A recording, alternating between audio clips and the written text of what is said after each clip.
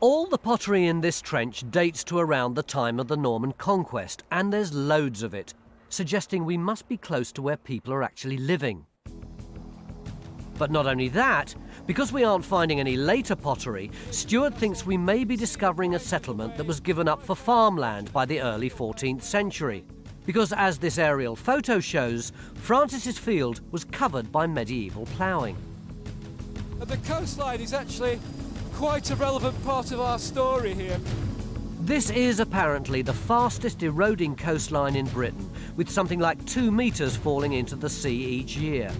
In medieval times, the coastline was way out here, and we know that several settlements such as Cleaton were recorded as falling into the sea. Did all the people who were living in what's now under the sea tend to move in the direction of Skipsea? Exactly, that's a critical point, because it's like not only did they have to move and live somewhere else, but they've lost that much agricultural ground. Therefore, on the ground that was left, there's a more intense period of agriculture, and it's that intense period of agriculture we see the physical evidence of in our field.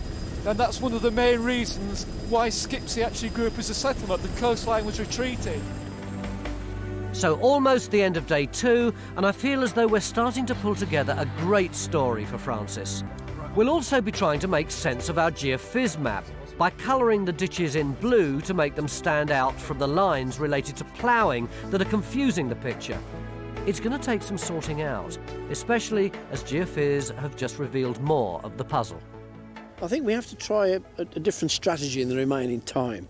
We've got collections of pottery, this Saxo-Norman stuff, 11th century stuff, and we've got loads of ditches. What we can't define really is where the buildings are. So I think what we do is to dig where we've got a lot of pottery inside one of these enclosures to find the buildings. You know, all our trenches have been across these black lines on here. We need to get inside because that's where the buildings will be of the farmsteads that are defined by the ditches. Right, so we've found where people have been working here over the last couple of thousand years and where they were chucking away their pottery. Tomorrow we're going to see if we can find where they lived. Hello, my name's John Gator. Time Team is fan-funded by Patreon. This vital support helps us to make new episodes.